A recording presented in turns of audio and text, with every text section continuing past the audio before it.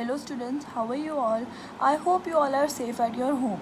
So today we are going to start our class 10 chapter number 4 agriculture of geography.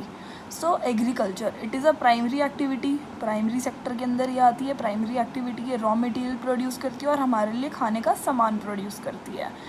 It produces tea, cotton, wheat, jute, etc. Two-thirds of population is engaged in agriculture activities. Almost 75% population is engaged in agriculture activity in India. अब देख लेते हैं types of farming क्या है. Primitive subsistence farming ये हमारा सबसे old तरीका है फार्मिंग का. जब लोगों के पास कुछ टूल्स वगैरह नहीं होते थे, अपनी ये फर्टिलाइज़र्स नहीं होते थे, वो अपने हाथों से ही खेती बाड़ी करते थे. कुछ टूल्स थे हो डिगिंग स्टिक्स वगैरह जिनको वो यूज़ कर लेते थे. It is a slash and burn agriculture. इसको स्लैश और बर्न भी बोला जाता है. स्लैश एंड बर्न एग्रीकल्चर में क्या होता है कि एक लैंड को पहले क्लियर किया जाता है जहाँ पे खेती बाड़ी करनी है, उसको जलाया जाता है. उससे जो ऐश बच जाती है उसकी वजह से जो ऐश होती है उसको साफ़ कर दिया जाता है जिससे वो लैंड जो हो जाए वो और ज़्यादा फर्टाइल हो जाए. फिर उस पर वो लोग खेती बाड़ी करते थे. छोटे लैंड पे ही वो लोग खेती बाड़ी करते थे और जब उसकी सारी फर्टिलिटी ख़राब हो जाती थी तो उस लैंड को अबैंडन कर कर दूसरे लैंड की तरफ मुड़ जाते थे. सब्सिस्टेंस प्रिमिटिव मतलब ओल्ड सब्सिस्टेंस मीन्स खुद के लिए वो लोग करते थे. ये मतलब छोटे से पीस पे ही करते थे क्योंकि पहले के ज़माने में इतने टूल्स वगैरह ट्रैक्टर्स वगैरह नहीं थे, तो इस वजह से वो ज़्यादा बड़े लैंड पर अपने हाथों से खेती बाड़ी करना मुश्किल होता था, इसलिए वो छोटे छोटे पीसीस पे ही करते थे. When the soil fertility decreases, farmers shift कर लेते थे. It is also called jamming in northern eastern states. Land productivity is low in this type of agriculture क्योंकि limited land है तो productivity भी limited होगी. This type of farming depend on monsoon क्योंकि irrigation की भी पहले कोई मेथड थे नहीं, इसलिए वो लोग किस पे डिपेंडेंट होते थे, सिर्फ और सिर्फ रेनफॉल पे ही डिपेंडेंट होते थे. टूल्स हो डिगिंग स्टिक एक्सेट्रा. फिर दूसरा है इंटेंसिव सब्सिस्टेंस फार्मिंग. इसके अंदर भी यही है कि ये लोग अपनी खुद के लिए ही करते थे, बट ये इसमें केमिकल फर्टिलाइजर्स को यूज़ करना उन्होंने शुरू कर दिया था. ये भी लेबर इंटेंसिव इसलिए क्योंकि तब मशीन्स वगैरह नहीं होती थी. इसमें जो थी यील्ड पर हेक्टेयर ज़्यादा थी क्योंकि उन्होंने केमिकल फर्टिलाइजर्स यूज़ करने शुरू कर दिए थे. जो लैंड होल्डिंग्स थी, जो पैचेस थे लैंड के, वो छोटे ही थे और अनइकोनॉमिकल थे. उनसे उनको कुछ फ़ायदा नहीं होता था. सिर्फ वो अपने खुद के खाने के लिए, अपनी फैमिली मेम्बर्स के लिए मतलब फार्मर्स जो थे वो छोटे से छोटे लैंड पे भी ज़्यादा से ज़्यादा आउटपुट निकालने की कोशिश करते थे. वहाँ पे मल्टीपल क्रॉपिंग प्रैक्टिस करते थे. अब फिर फाइनली हमारी आई कमर्शियल एग्रीकल्चर. कमर्शियल मींस जो उन्होंने पैसों के लिए करनी शुरू कर दी. Crops are grown for commercial purpose for selling in market. Modern methods of farming are used like HYV seeds, chemical fertilizers. The degree of commercialization vary from one region to another. वो उन पे very करता था कि वो कौन सी crop को बेच रहे हैं, कौन सी क्रॉप को खुद के लिए उगा रहे हैं. Example rice is commercial crop in Punjab while subsistence crop in Orissa.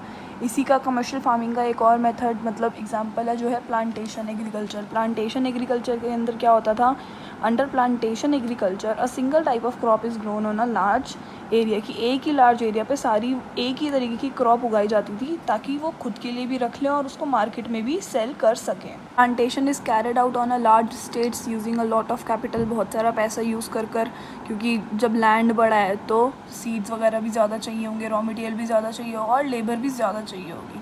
तो जो लेबर काम को ढूंढती रहती थी उनको भी इससे काम मिलना शुरू हो गया.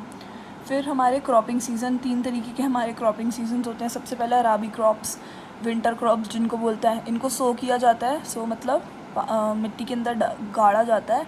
अक्टूबर से दिसंबर के बीच हार्वेस्ट होकर ये उग कर कब आते हैं, अप्रैल और जून में. क्रॉप्स कौन कौन सी होती है, राबी क्रॉप्स वीट, मस्टर्ड, पी, ग्राम एक्सेट्रा. फिर आती है खैरिफ क्रॉप्स जो होती हैं हमारी रेनी सीज़न की क्रॉप्स. ये कब सो की जाती हैं, मॉनसून जब स्टार्ट होता है जून जुलाई में, और हार्वेस्ट कब होती है, सितंबर अक्टूबर में. इन क्रॉप्स का नाम क्या क्या है, rice, maize, jowar, bajra, arhar, moong, urad, cotton, jute, soybean. Season is late season. It is the short cropping season during summer months mainly between March, April and June, July. इसमें कौन कौन सी क्रॉप्स उगाई जाती है, watermelon, musk melon and cucumber etcetera.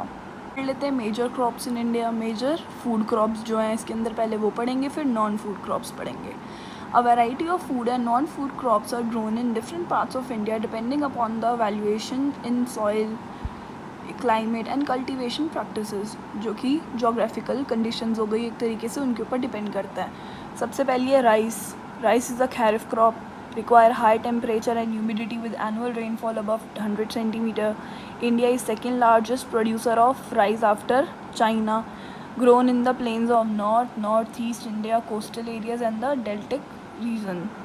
फिर wheat is a rabi crop. It require cool growing season and bright sunshine at the time of ripening. मतलब जब वो पक रही होती है तो उसको ज़्यादा से ज़्यादा सनशाइन की ज़रूरत होती है. It require 50 to 75 centimeter of rainfall. Annual means होता है yearly. Annual rainfall evenly distributed over the growing season. The Ganga Satluj plains in northwest and the black soil region of Deccan are the two main wheat growing zones in India. It is the second most important cereal crop and the main food crop in north and northwestern part of India.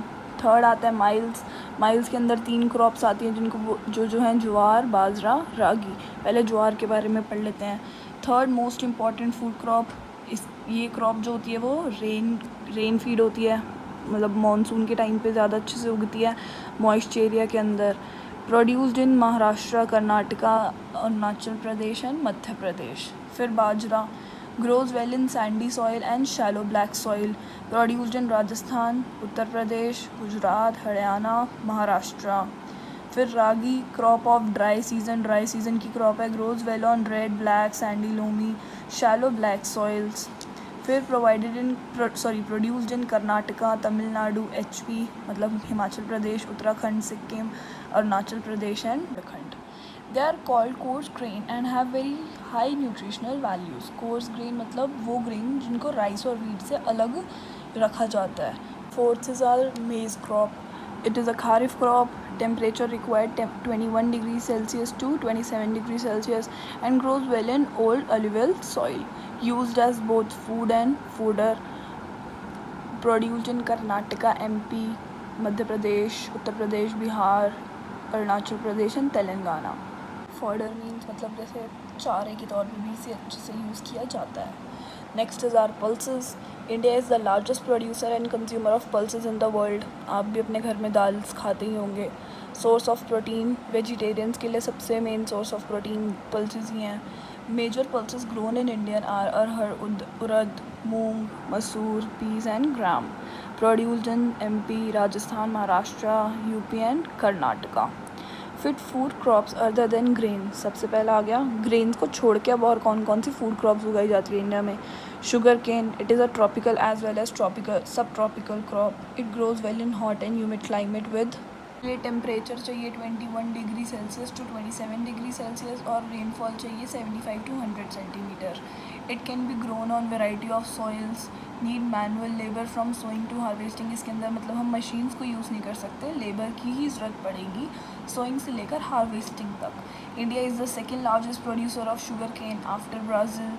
Sugar cane is the main source of sugar, gur, khandsari and molasses. Produced in UP, Maharashtra, Karnataka, Tamil Nadu, Arunachal Pradesh, Telangana, Bihar, Punjab and Haryana.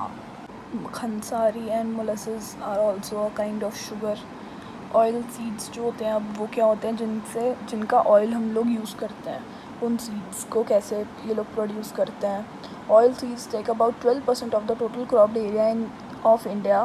Main oil seeds produced in India are mustard, rabi crop है, groundnut जो मूंगफली होती है, kharif crop and accounts for half of the major oil seed produced in India. Gujarat is the largest producer of it. Sesamum तिल का जो हम तेल यूज़ करते हैं या तिल भी वैसे भी यूज़ करते हैं. Kharif crops in north and rabi crop in south India. फिर कोकोनट, सोयाबीन, कॉटन सीड्स.